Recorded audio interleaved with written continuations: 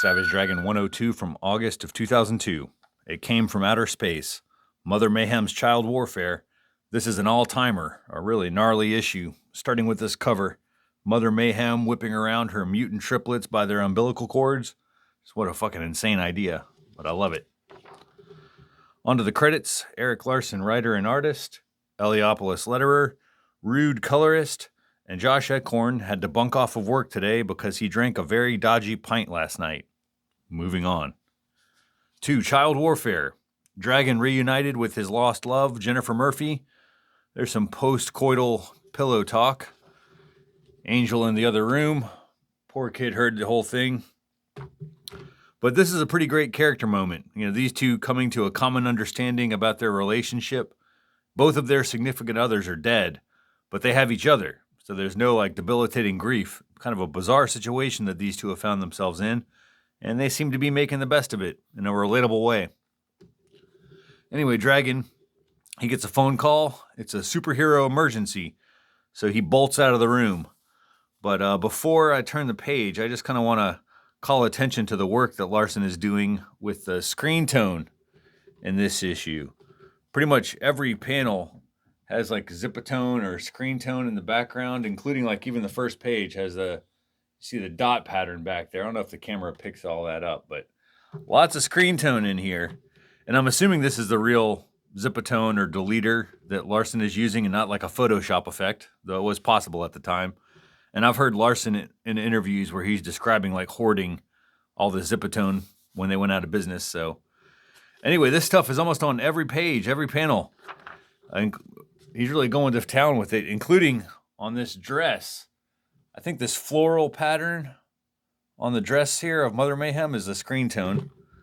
But the beautiful star-filled night, that's all Larsen, though.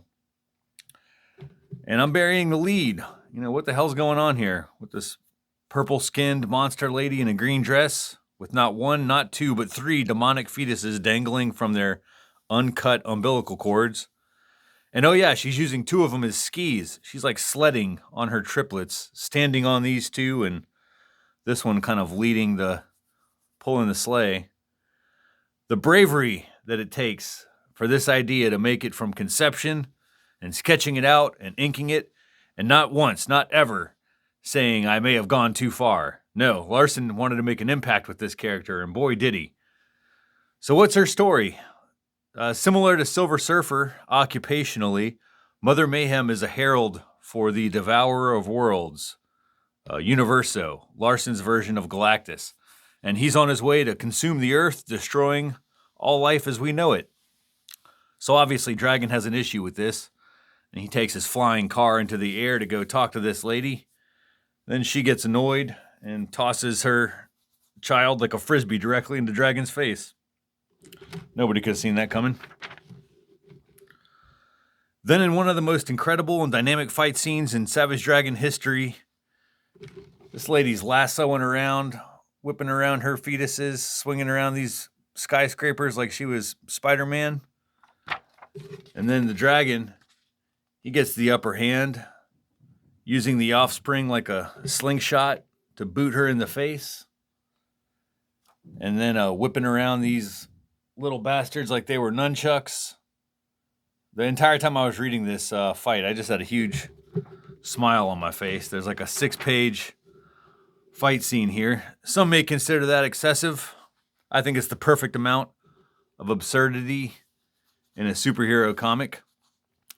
The foe was vanquished, but she was merely the harbinger of the true threat. The Devourer of Worlds has arrived. End of part 1. Next, if this be Doomsday. That's another Fantastic Four Jack Kirby reference, and Larsen goes into the significance of that later on in the letters page, Fanatics. But before we get to that, there's another story here. So just like last issue, they've split the book into 2 stories. One featuring the Savage Dragon, and the other featuring his son Malcolm. So they've separated these 2 from each other on different versions of Earth, and Malcolm has started to discover more about his birth parents, and he's not happy. So while he's arguing with the adults, Angel overhears her supposed mother confess her true identity. And so she flips out. Starts getting confusing now. So this son of a bitch, Stevens, he was killed last issue, but here he is in the flesh, and he starts gaslighting Malcolm. But the games are done. A flying saucer blasts the walls open, and it's Angel, the child, and then Debbie, the angel. They are aboard this Martian ship. They get Malcolm to hop on. Other orphan kids are there, Janie right there. And they're flying through the streets of Chicago on an escape mission. Actually, and they pass up. There's Mother Mayhem right there. So that tells us something. It's pretty interesting. But yeah, their plan is to go to Rex Dexter's lab and find a portal to get to their dad, the Savage Dragon. But they get shot down by Rex Dexter himself. He's wearing his battle tank armor, and he assumed that the Martians were attacking, so he fired a fatal blast. Because that's right, yes, once again, Debbie has been killed. This poor woman can't get any luck here. But the kids survived, which is great. Except for the fact that the world's about to frickin' end. Universo is also arriving at this world at the same time. Simultaneous catastrophes in two different realities in one comic. Larson just a master of the medium with a crazy convoluted puzzle he's constructed here. But it's a lot of fun to watch this and read this and be like, I have no clue what's going to happen next and where he's going to take this thing. So that's exciting. I could not wait to read the next issue, but you will have to. Because next is Fanatics. Larson starts off with a couple of thoughts on this issue. I'll read them verbatim. So, quote, there's something kind of special to me about reaching Savage Dragon 102. You see, for a lot of folks that grew up with the classic Marvel Comics, Stan Lee and Jack Kirby's 102-issue run on the Fantastic Four set the standard, not only for excellence, but for longevity.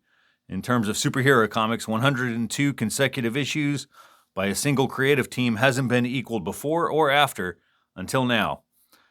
So that is, so is it any wonder that I'm paying homage to one of the most memorable epics from Stan and Jack's run on the world's greatest comic magazine? In my own Hubble publication this time out. Thanks for showing us all how it's done, guys. Now maybe I'll stop comparing issues of Savage Dragon to those classic FF tales. Needless to say, the pressure to perform is still on, and I'll be doing my darndest to make each and every issue as thrill-packed as I can make it. On to a sampling of what you had to say about Savage Dragon 100. End quote. Excuse me. So we got 3 pages of letters.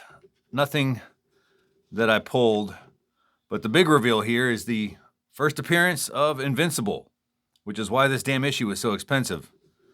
So yeah, the first appearance of the Kirkman superhero series. There will be crossovers with Savage Dragon later. I think that's Omni-Man on television there. That's his first appearance. So I don't know if this preview would have convinced me to buy Invincible, but it's pretty cool. Then we get Comic Bits by Chris Giarrusso. I enjoy this strip a lot. I think it's funny.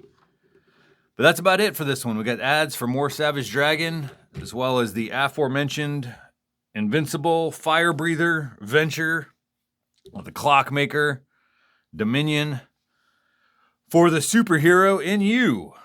Kind of a candy-ass slogan, but that's it, folks. That will do it for this. Issue 103 is next. Adios.